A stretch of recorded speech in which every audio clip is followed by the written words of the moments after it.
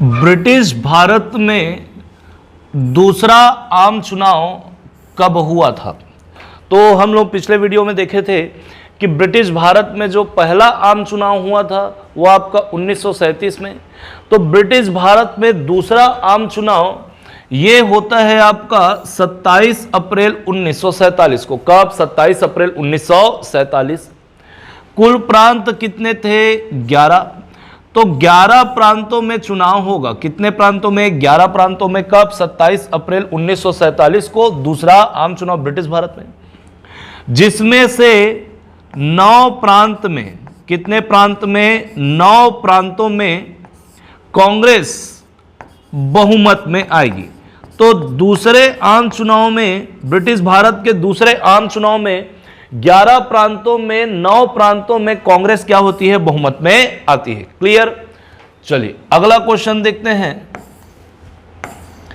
अगला क्वेश्चन ये क्या कह रहा है? 1946 के मंत्रिमंडल में कौन शामिल नहीं थे? क्लियर?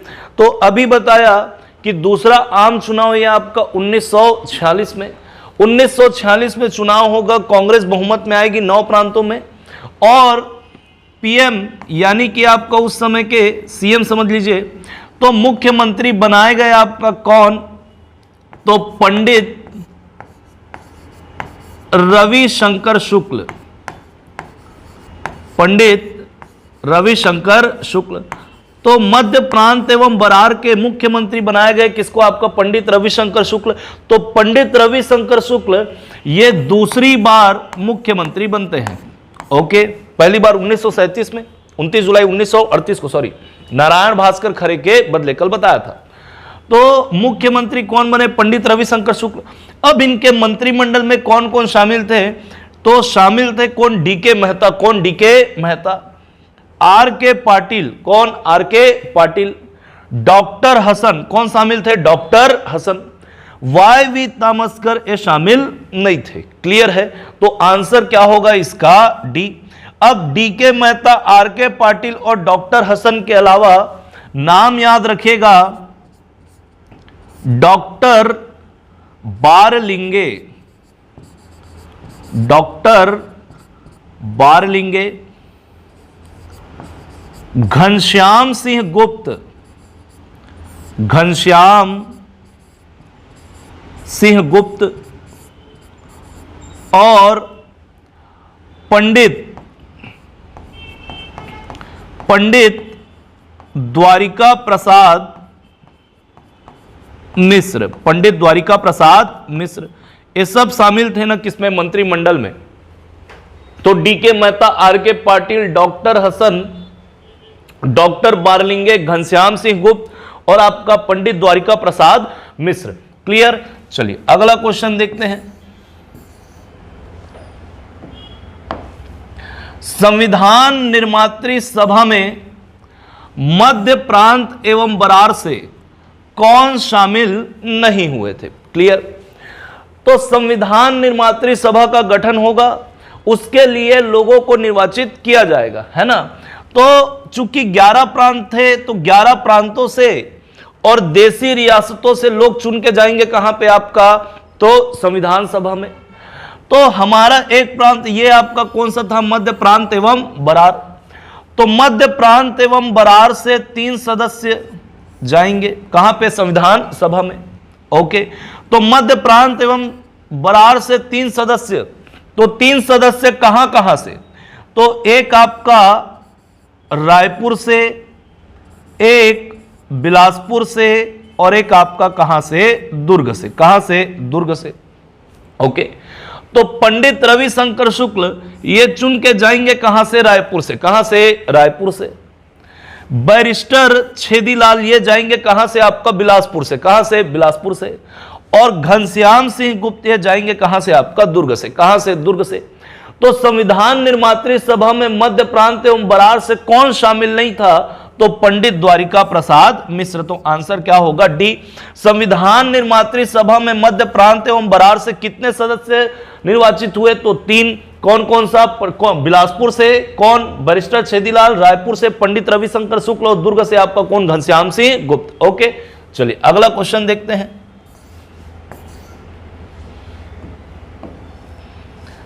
भारत संविधान निर्माण सभा में छत्तीसगढ़ के कांकेर रियासत से कौन शामिल हुए थे? ओके, तो अभी हम देखें कि मध्य प्रांत एवं बरार से कितने सदस्य गए? 3। ओके, कहां से? रायपुर, बिलासपुर और दुर्ग से। ठीक वैसे ही रियासतों से, तो कुल 14 रियासत थे छत्तीसगढ़ में। उन 14 रियासतों में से 3 रियासत के राजा शामिल होंगे किसमें? संविधान निर्मात्री सभा में। तो कहां कहां के राजा शामिल हुए? तो एक आपका सरगुजा रियासत के, सरगुजा के, रायगढ़ रियासत, कहां के? रायगढ़ रियासत के राजा, और आपका कांकेर के, कहां से? कांकेर से। तो ये 3 रियासतों से शामिल होंगे कहां पे? संविधान निर्माण सभा में। ओके, तो रघुराज सिंह ये शामिल हुए थे कहां से? सरगुजा से। ओके, कहां के राजा थे? सरगुजा।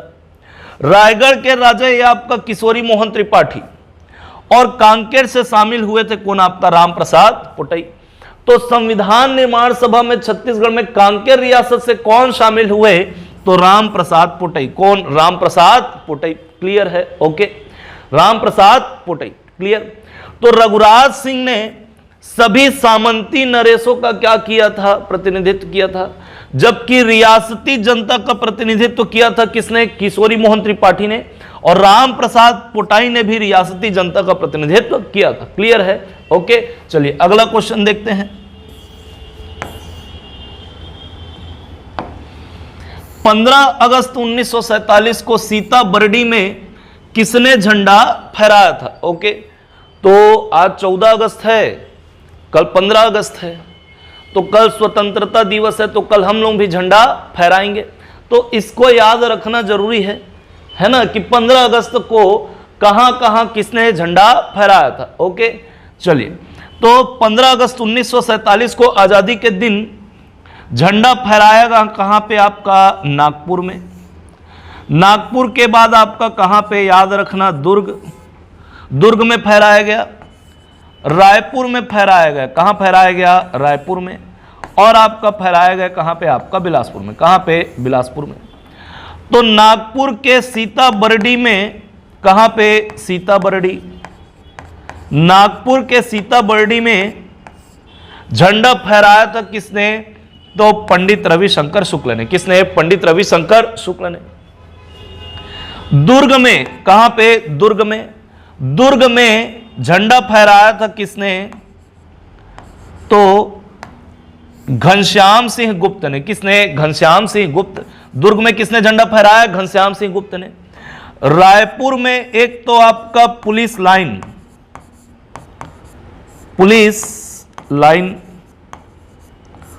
और गांधी चौक में। ओके, तो पुलिस लाइन में झंडा फहराया था किसने? आर.के. पाटिल ने। और गांधी चौक में झंडा फहराया था किसने? वामन राव लाखे ने। किसने? वामन राव लाखे ने। बिलासपुर में झंडा फहराया था गांधी चौक में,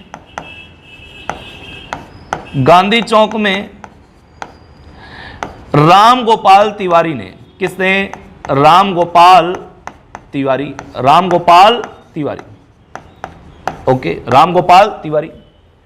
तो पंडित रविशंकर शुक्ल ये मुख्यमंत्री थे। तो अब चूंकि हेडक्वार्टर क्या था? मध्य प्रांत एवं बरार का नागपुर, तो नागपुर के सीताबर्डी में मुख्यमंत्री पंडित रविशंकर शुक्ल ने झंडा फहराया। दुर्ग में घनश्याम सिंह गुप्त, तो घनश्याम सिंह गुप्त ये व्यवस्थापिका अध्यक्ष थे। कौन थे? व्यवस्थापिका अध्यक्ष। आर.के. पाटिल पुलिस लाइन में आपका क्या किए? ये झंडा फहराए। ये खाद्य मंत्री थे। क्या थे? खाद्य मंत्री। वामन राव लाखे स्वतंत्रता सेनानी थे, जबकि राम गोपाल तिवारी ये संसदीय सचिव थे। कौन थे? संसदीय सचिव। क्लियर। तो चूंकि 15 अगस्त है कल, तो इसको याद रखना है ना। ओके, चलिए अगला क्वेश्चन देखते हैं। तो सीताबर्णी में किसने झंडा फहराया था? तो पंडित रविशंकर शुक्ल ने। ओके, नेक्स्ट क्वेश्चन देखते हैं। रियासतों के विलय हेतु निर्मित council of action in Chhattisgarh state के अध्यक्ष कौन थे? क्लियर। तो हमारे यहां ठीक 15 अगस्त 1947 को हम झंडा फहरा लिया। उसके बाद जितने भी देशी रियासत थे उन सभी रियासतों का विलीनीकरण की बात कही गई। तो रियासतों के विलय के लिए हेतु अब छत्तीसगढ़ में कितने रियासत? 14। तो उन सभी 14 रियासतों का भी क्या करना होगा? विलय करना होगा। तो रियासतों के, छत्तीसगढ़ के 14 रियासतों के विलय हेतु council of action in Chhattisgarh state का गठन किया गया, जिसके अध्यक्ष थे ना कौन? आपका ठाकुर प्यारेलाल। कौन थे? ठाकुर प्यारेलाल। तो याद रखना, council of action in Chhattisgarh state के अध्यक्ष कौन? ठाकुर प्यारेलाल। उसके बाद ये जय नारायण पांडे, ये council of action in CG state के क्या थे? आपका सचिव थे।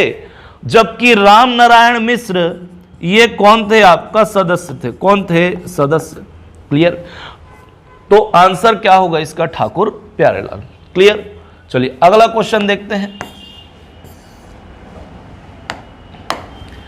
रियासतों के विलय हेतु अनुबंधन पत्र में सबसे पहले किस रियासत ने हस्ताक्षर किया था? तो रियासतों का विलय करेंगे तो पहले उनको अनुबंधन पत्र दिया जाएगा, यानी कि उनसे हामी ली जाएगी कि हां आप शामिल होना चाहते हो किसमें? भारत संघ में। तो अनुबंधन पत्र में साइन होगा, हस्ताक्षर करेंगे। उसके बाद फिर दिया जाएगा क्या? विलय पत्र। तो विलय पत्र पर हस्ताक्षर करने के पश्चात उस रियासत का विलय हो जाएगा किसमें? भारत संघ में। तो विलय पत्र से पहले क्या दिया गया? अनुबंधन पत्र, राजीनामा। क्लियर है। तो रियासतों के विलय हेतु सबसे पहले अनुबंधन पत्र। तो अनुबंधन पत्र दिया गया ये आपका 1 अगस्त 1947 को। कब? 1 अगस्त 1947 को। और अनुबंधन पत्र में सबसे पहले हस्ताक्षर किया था किसने? आपका खैरागढ़ ने। किसने? खैरागढ़। खैरागढ़ में राजा वीरेंद्र बहादुर सिंह, वीरेंद्र बहादुर सिंह। क्लियर है, इनका हस्ताक्षर। ओके, चलिए तो आंसर क्या होगा इसका? डी। Next question. रियासतों के विलय पत्र पर सबसे पहले हस्ताक्षर किस रियासत ने किया था? तो अनुबंधन पत्र दिए 1 अगस्त को, सबसे पहले साइन किसने किया था? खैरागढ़ ने। अब अनुबंधन पत्र बाकी रियासतों ने भी क्या कर दिया? हस्ताक्षर कर दिया, राजीनामा भर दिया कि हां हम भारत संघ में शामिल होना चाहते हैं। उसके बाद सभी रियासतों को बुलाया गया, कहां पे? आपका नागपुर। तो नागपुर में बैठक होगा। अब पूरे रियासतों का, पूरे भारत भर के रियासतों का विलय करने के लिए जिम्मा किसको दिया गया था? तो आपका सरदार वल्लभ भाई पटेल को। तो सरदार वल्लभ भाई पटेल आएंगे कहां? आपका नागपुर। चूंकि मध्य प्रांत एवं बरार का हेडक्वार्टर क्या था? आपका नागपुर।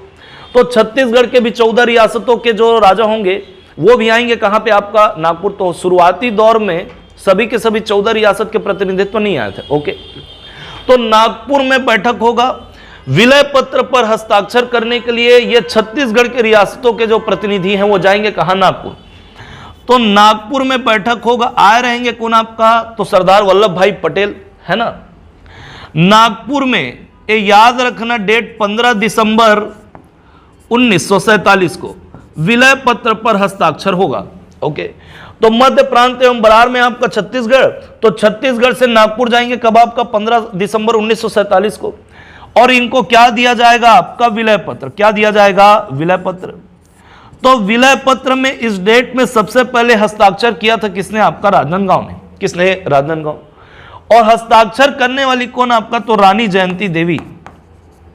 रानी जयंती देवी, रानी जयंती देवी। क्लियर है। तो आंसर क्या होगा इसका? सी। विलय पत्र पर सबसे पहले हस्ताक्षर किसने किया था? तो राजनांदगांव ने। ओके, चलिए अगला क्वेश्चन देखते हैं।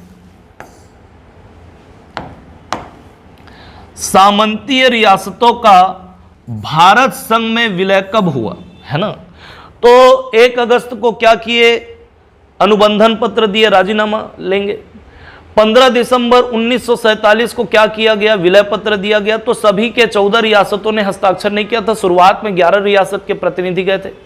लेकिन 31 दिसंबर तक बाकी सभी जो बचे हुए रियासत थे वो सभी ने क्या कर देते हैं, साइन कर देते हैं। तो 1 जनवरी 1948 को सभी रियासतों का क्या कर दिया जाता है, भारत संघ में विलय कर दिया जाता है।